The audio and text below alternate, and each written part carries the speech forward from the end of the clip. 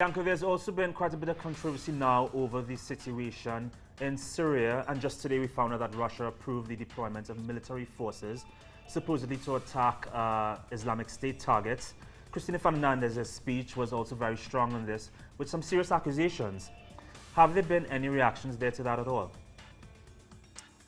Well, yes, there have been some reactions. Obviously, the media in the United States has expressed a lot of about the Russian airstrikes in Syria.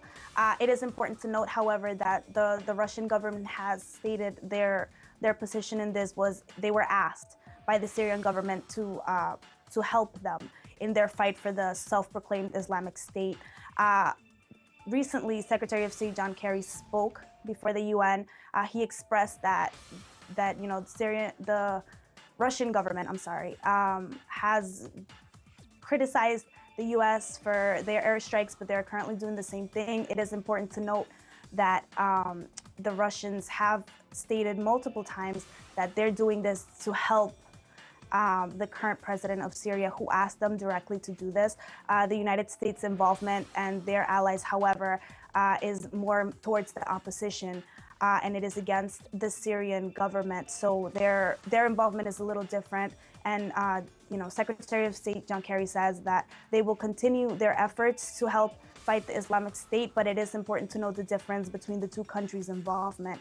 I think something else, Regan, that we might want to highlight was Donald Trump, who is a pre-candidate for next year's presidential election, actually was in admiration, in a way, of Putin's posture before Syria. He claimed that he was a true leader, as opposed to what President Obama has shown recently before the UN. So it was just interesting to see that, in internal politics here in the US, there are also reactions being made regarding this topic. This is obviously something that is a very significant topic around the world.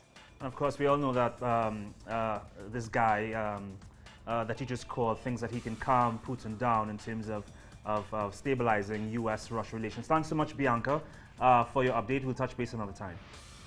Perfect. Thank you very much, Regan.